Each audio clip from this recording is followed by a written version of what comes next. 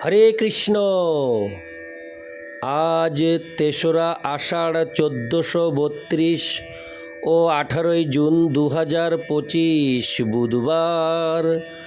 আজ আমি ভাগবতম পাঠ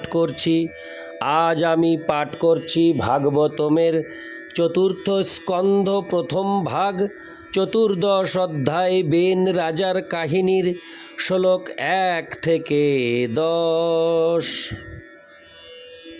নারায়ণ হে নারায়ণ,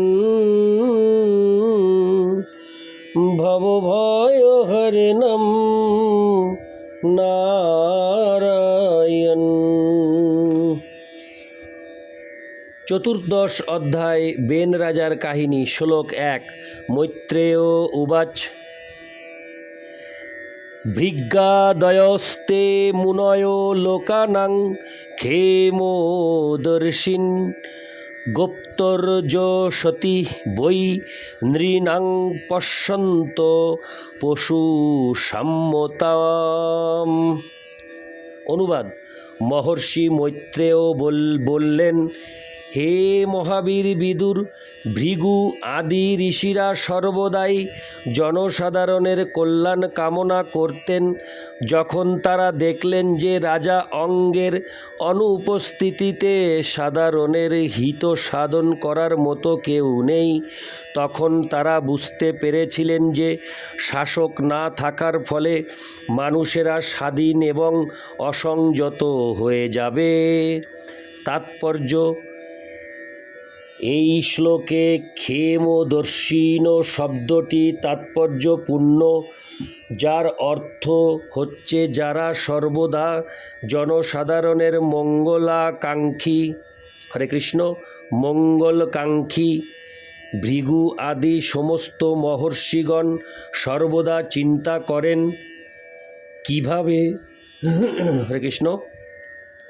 কিভাবে ব্রহ্মাণ্ডের সমস্ত প্রাণীদের চিন্ময় স্তরে উন্নীত করা যায়।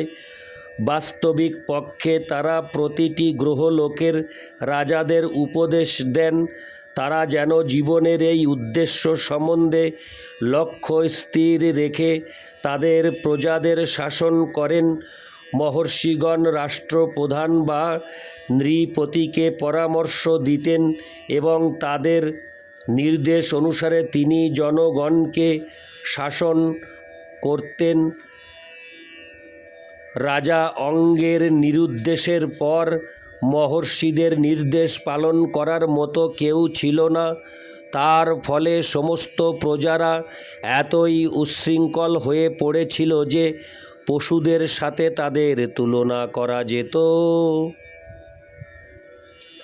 ভগবদ্গীতায় 4:13 বর্ণিত হয়েছে, গুণ এবং কর্ম অনুসারে মনুষ্য সমাজ 4টি বর্ণে বিভক্ত হওয়া অবশ্য কর্তব্য। প্রত্যেক সমাজে বুদ্ধিমান শ্রেণী, শাসক শ্রেণী, উৎপাদক শ্রেণী এবং শ্রমিক শ্রেণী থাকা অবশ্য কর্তব্য। আধুনিক গণতন্ত্রের প্রভাবে এই বিজ্ঞানসম্মত বর্ণ বিভাগ নষ্ট হয়ে গেছে এবং ভোটের বলে শূদ্রদের প্রশাসকের পদে মনোনীত করা হচ্ছে। জীবনের চরম উদ্দেশ্য সম্বন্ধে সম্পূর্ণরূপে অজ্ঞ এই সমস্ত মানুষেরা তাদের খেয়াল খুশি মতো আইন সৃষ্টি করছে, তার ফলে কেউই সুখী নয়। ইতি শ্লোক 1। শ্লোক 2। বীর মাতারো মাহুও সুনীতাং ব্রহ্মবাদীন প্রকৃত সন্মতং বেনমভ্যসিঞ্চন পতিং ভুব। হরে কৃষ্ণ। আমি শ্লোকটি আরেকবার পাঠ করছি। শ্লোক 2। বীর মাতরো মাহুও সুনীতাং ব্রহ্মবাদীন প্রকৃত সন্মতং বেনমভ্যসিঞ্চন পতিং ভুব। অনুবাদ: মহর্ষিগণ তখন রাজমাতা সুনীতাকে ডেকে এনে তার অনুমতিক্রমে বেনকে পৃথিবী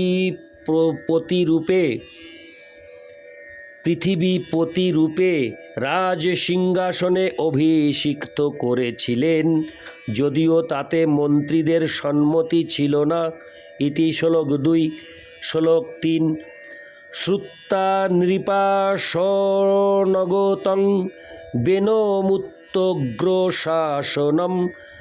নীলিল্লুর্দশব সদ্য সর্পত্রস্তা ইবাখব। অনুবাদ: বেন যে অত্যন্ত কঠোর এবং নিষ্ঠুর ছিল সেই কথা আগে থেকেই সকলের জানা ছিল। তাই সে রাজ সিংহাসনে আরোহণ করেছে শোনা মাত্রই সমস্ত দস্যু এবং তস্করেরা অত্যন্ত ভীত হয়েছিল এবং সাপের ভয়ে মুশিক যেমন লুকিয়ে পড়ে তেমনি তারাও ইতস্তত লুকিয়ে পড়েছিল। তাৎপর্য: রাষ্ট্র সরকার যখন দুর্বল হয়ে যায় তখন দস্যু এবং তস্করেরা প্রবল হয়ে ওঠে। তেমনি সরকার যদি অত্যন্ত শক্তিশালী হয় তখন সমস্ত দস্যু তস্করেরা লুকিয়ে পড়ে। বেন অবশ্য খুব একটা ভালো রাজা ছিল না, কিন্তু তার নিষ্ঠুরতা এবং কঠোরতা সকলেরই জানা ছিল। তার ফলে রাজ্য অন্তত দস্যু তস্করদের উৎপাত থেকে মুক্ত ছিল। ইতি শ্লোক 3। শ্লোক 4। স আরূঢ় নৃপস্থান উন্নদ্ধ হষ্ট বিভূতিভি অবমেনে মহাভাগান স্তব্ধ সম্ভাবিত শত। অনুবাদ: রাজ সিংহাসনে আরোহণ করে বেন অষ্ট ঐশ্বর্য যুক্ত হয়ে সর্বশক্তিমান হয়েছিল। তার ফলে সে অত্যন্ত গর্বিত হয়ে উঠেছিল। অহংকারে মত্ত হয়ে সে নিজেকে সর্বশ্রেষ্ঠ বলে মনে করত। তার ফলে সে মহান ব্যক্তিদের অপমান করতে শুরু করে। তাৎপর্য: এই শ্লোকে অষ্টবিভূতিভি শব্দটি, যার অর্থ হচ্ছে 8 প্রকার ঐশ্বর্যের দ্বারা অত্যন্ত তাৎপর্যপূর্ণ। রাজার এই অষ্ট ঐশ্বর্য সমন্বিত হওয়া কর্তব্য। যোগ অভ্যাসের ফলে রাজারা সাধারণত এই 8টি ঐশ্বর্য লাভ করতেন। অষ্টাঙ্গ যোগ অনুশীলন করে রাজর্ষি অনিমা, গরিমা প্রাপ্তি ইত্যাদি ঐশ্বর্য লাভ করতেন। রাজর্ষি একটি রাজ্য সৃষ্টি করে সকলকে বশীভূত করে তাদের শাসন করতে পারতেন। এইগুলি ছিল রাজার কয়েকটি ঐশ্বর্য। রাজা বেন কিন্তু কখনো যোগ অভ্যাস করেনি, কিন্তু তা সত্ত্বেও সে তার রাজপদের গর্বে অত্যন্ত গর্বিত হয়ে উঠেছিল। যেহেতু সে খুব একটা বিবেচক ছিল না, তাই সে তার ক্ষমতার অপব্যবহার করে মহান ব্যক্তিদের অপমান করতে শুরু করেছিল। ইতি শ্লোক 4। শ্লোক 5। এবং মদান্ধ উৎসিক্ত নিরঙ্কুশ ইব দীপ পর্যটন রথমস্তায় কম্পয়ন্নিব রোদসী। অনুবাদ: তার ঐশ্বর্যের গর্ভে অন্ধ হয়ে রাজা বেন রথে আরোহণ করে অঙ্কুশ তাড়ন রহিত হস্তির মতো দুর্লোক এবং ভূলোক কম্পিত করে তার রাজ্যে বিচরণ করতে লাগল। ইতি শ্লোক 5। শ্লোক 6। ন ষষ্টব্যং ন দাতব্যং ন হতব্যং দ্বিজা কচ্চিৎ ইতি নেবারয়োদ্ধর্মং ভেরি ঘোষেন সর্বস্ব। রাজা বেন ভেরি নিনাদের দ্বারা রাজ্যের সর্বত্র ঘোষণা করেছিল যে ব্রাহ্মণেরা আর কোনো প্রকার যজ্ঞ অনুষ্ঠান করতে পারবেন না, দান করতে পারবেন না বা হোম আদি ক্রিয়া করতে পারবেন না, অর্থাৎ সব রকম ধর্ম অনুষ্ঠান সে বন্ধ করে দিয়েছিল। তাৎপর্য, বেন রাজা যা বহু বছর পূর্বে করেছিল তা এখন সারা পৃথিবী জুড়ে সমস্ত নাস্তিক রাষ্ট্র সরকারগুলি মেনে চলছে। পৃথিবীর অবস্থা এতই সংকটজনক যে যে কোনো মুহূর্তে সরকারগুলি ঘোষণা করতে পারে যে সব রকম ধার্মিক অনুষ্ঠান বন্ধ করতে হবে। তার ফলে পৃথিবীর অবস্থা এতই অধঃপতিত হবে যে পুণ্যবান ব্যক্তিদের পক্ষে এই পৃথিবীতে বাস করা অসম্ভব হয়ে উঠবে। তাই সুস্থ মস্তিষ্ক সম্পন্ন মানুষদের অত্যন্ত নিষ্ঠা সহকারে কৃষ্ণ ভক্তির অনুশীলন করা উচিত, যাতে তারা এই ব্রহ্মাণ্ডের দুর্দশাগ্রস্ত অবস্থায় আর জর্জরিত না হয়ে তাদের প্রকৃত আলয় ভগবত ধামে ফিরে যেতে পারেন। ইতি শ্লোক 6, শ্লোক 7। বেন সাবেক্ষ মুনয় দুর্বৃত্তস্য বিচেষ্টিতম বিমৃশ্য লোকব্যসনং কৃপয়োচু স্ম সত্রিন। অনুবাদ: নিষ্ঠুর বেনের অত্যাচার দর্শন করে সমস্ত মহর্ষিরা একত্রে মিলিত হয়ে বিচার করেছিলেন যে সারা পৃথিবীর মানুষদের এক মহাবিপদ উপস্থিত হয়েছে। তাই তারা দয়া পরবশ হয়ে নিজেদের মধ্যে আলোচনা করতে শুরু করেছিলেন, কারণ তারা স্বয়ং যজ্ঞ অনুষ্ঠানকারী ছিলেন। তাৎপর্য, রাজা বেনের অভিষেকের পূর্বে মহর্ষিরা সমাজের মঙ্গলের জন্য অত্যন্ত উৎকণ্ঠিত ছিলেন। তারা যখন দেখলেন রাজা বেন অত্যন্ত দায়িত্বহীন, নিষ্ঠুর এবং অত্যাচারী, তখন তারা জনসাধারণের কল্যাণের কথা চিন্তা করতে শুরু করেছিলেন। ঋষি মহাত্মা এবং ভগবত ভক্তরা জনসাধারণের মঙ্গল সাধনে উদাসীন হন না। সাধারণ কর্মীরা ইন্দ্রিয় তৃপ্তি সাধনের জন্য অর্থ উপার্জন করতে ব্যস্ত থাকে এবং সাধারণ জ্ঞানীরা তাদের মুক্তির চিন্তায় মগ্ন থেকে সামাজিক ব্যাপার থেকে স্বতন্ত্র থাকে।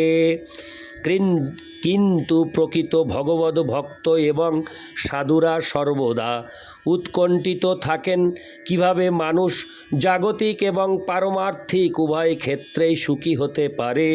তাই মহর্ষিরা আলোচনা করতে শুরু করেছিলেন রাজা বেন কর্তৃক সৃষ্ট সেই ভয়াবহ পরিস্থিতি থেকে জনসাধারণকে কিভাবে উদ্ধার করা যায়। ইতি শ্লোক 7, শ্লোক 8। অহো উভয়ত প্রাপ্তং লোকস্য বসনং মহৎ দারুণ্য ভয়ত দীপ্তে ইব তস্কর পালো। হরে কৃষ্ণ। তস্কর পালো পালো।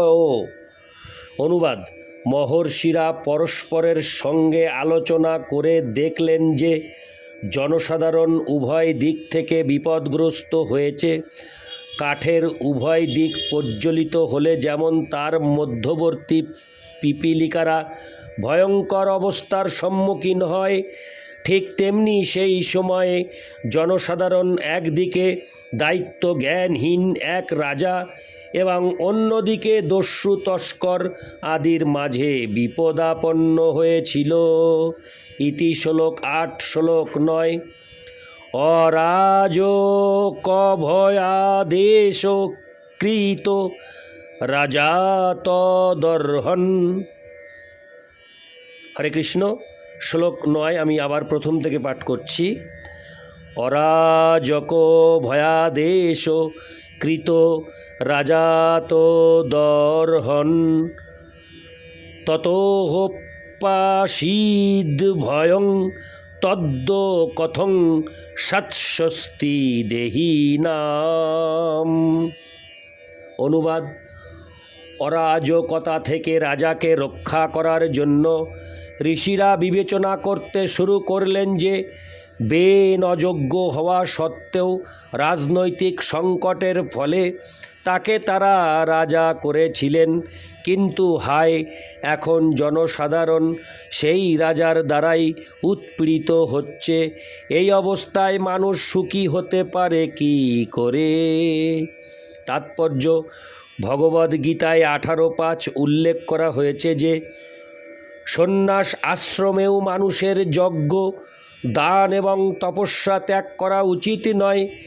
যজ্ঞ অনুষ্ঠান করা ব্রহ্মচারীদের অবশ্য কর্তব্য, গৃহস্থদের দান করা কর্তব্য, আর যারা ত্যাগের আশ্রমে রয়েছেন, বানপ্রস্থী এবং সন্ন্যাসী, তাদের তপস্যা করা কর্তব্য। এই পন্থায় সকলেই পারমার্থিক স্তরে উন্নীত হতে পারেন। ঋষি এবং মহাত্মারা যখন দেখলেন যে রাজা বেন এই সমস্ত অনুষ্ঠান বন্ধ করে দিয়েছে, তখন তারা জনসাধারণের উন্নতি সাধনের ব্যাপারে অত্যন্ত চিন্তিত হয়েছিলেন। মহাত্মারা ভগবত চেতনা বা কৃষ্ণ ভক্তির প্রচার করেন, কারণ তারা পাশবিক জীবনের ভয়ঙ্কর পরিস্থিতি থেকে জনসাধারণকে রক্ষা করতে চান। প্রজাদের বাস্তবিকভাবে ধর্মের পথে পরিচালনা করার জন্য এবং দস্যু তস্করদের দমন করার জন্য উত্তম সরকার প্রয়োজন। তা যখন হয়, তখন মানুষ শান্তিপূর্ণভাবে পারমার্থিক উন্নতি সাধন করতে পারে এবং তার ফলে তাদের জীবন সার্থক হয়। ইতি শ্লোক 9। শ্লোক 10: অহেরিব পয়োপোষ পোষকস্যাপনর্থভৃৎ বেন প্রকৃতৈব খলো সুনীতা গর্ভ সম্ভব। অনুবাদ: ঋষিরা চিন্তা করতে শুরু করলেন, সুনীতার গর্ভ থেকে উৎপন্ন হওয়ার ফলে রাজা বেন স্বভাবতই অত্যন্ত দুষ্টু।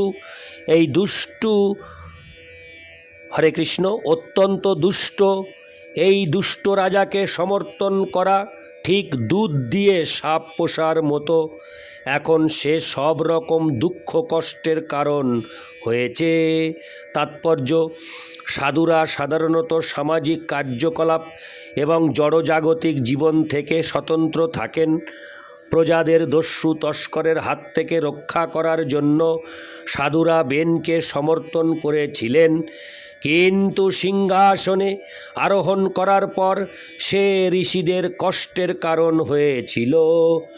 সাধু ব্যক্তিরা পারমার্থিক উন্নতি সাধনের জন্য যজ্ঞ অনুষ্ঠান এবং তপশ্চর্যা অনুশীলনে বিশেষভাবে আগ্রহী হন, কিন্তু সেই সাধুদের কৃপার জন্য কৃতজ্ঞতা অনুভব করার পরিবর্তে বেন তাদের প্রতি বৈরী ভাবাপন্ন হয়েছিল এবং তাদের সাধারণ কর্তব্য কর্ম অনুষ্ঠান পর্যন্ত বন্ধ করে দিয়েছিল।